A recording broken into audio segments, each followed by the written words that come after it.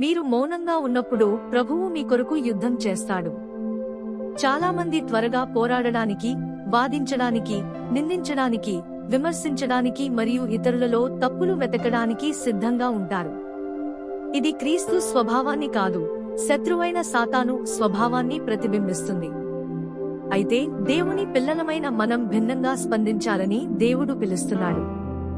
ప్రతి క్లిష్ట పరిస్థితిలో ప్రభువు సన్నిధిలో నిశ్చలంగా ఉండి ఆయన మన యుద్ధాలను చేయనివ్వాలని నేర్చుకోవాలి. 1. నిశ్చలంగా ఉండి దేవునిపై నమ్మకం ఉంచండి.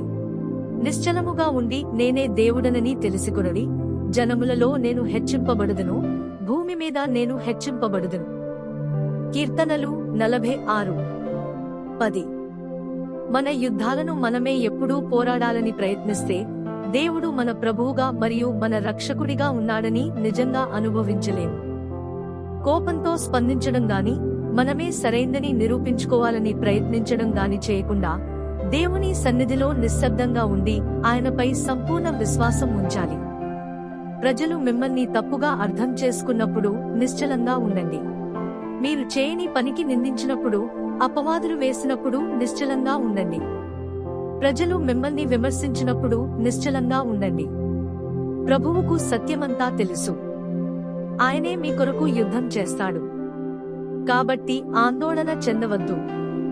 మీ హృదయాన్ని పవిత్రంగా, మీ మనస్సాక్షిని నిర్మలంగా ఉంచుకోండి. ప్రభువే మీకు అండగా నిలబడి మీ కొరకు పోరాడతాడు. 2. రాజైన యెహోషాపాతు నుండి నేర్చుకోండి. ఒక గొప్ప సమూహము నీ మీదికి వచ్చుచున్నది. 2 దినవృత్తాంతములు 20:2. యూదాపై ఒక గొప్ప సైన్యం దండెత్తి వస్తోందని రాజైన యెహోషాపాతు విన్నప్పుడు అతడు భయపడ్డాడు.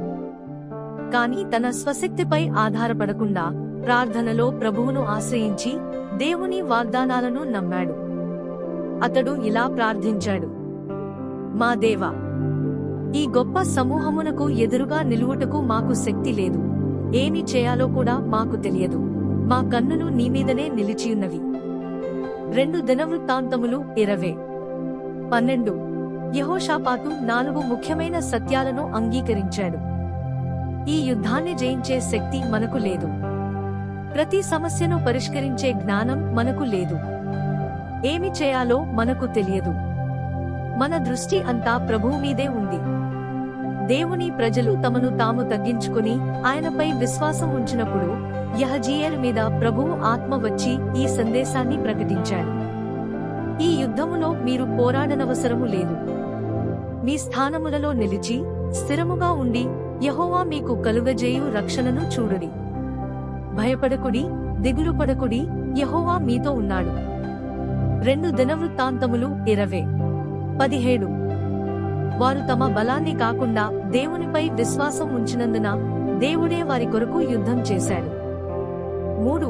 మన పోరాటం మనుష్యులతో కాదు. మనము పోరాడునది శరీరులతో కాదుగాని ప్రధానులతోనూ, అధికారులతోనూ, ఈ అంధకార లోకాధిపతులతోనూ, ఆకాశమందున్న దుష్టాత్మల సమూహములతోనూ. ఎఫెసీయులకు 6:12. మన నిజమైన శత్రువు మనుష్యులు కాదు. మన పోరాటం చీకటి ఆత్మీయ శక్తులతో.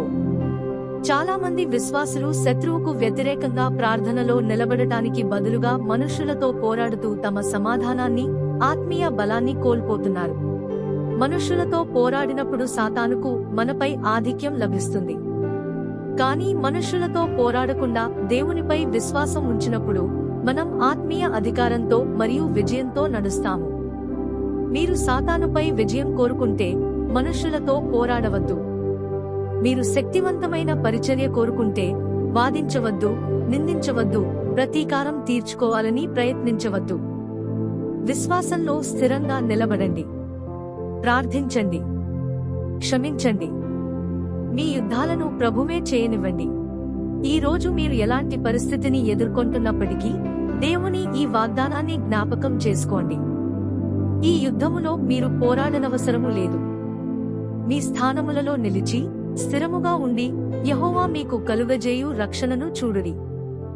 2 దినవృత్తాంతములు 20:17. పరిశుద్ధ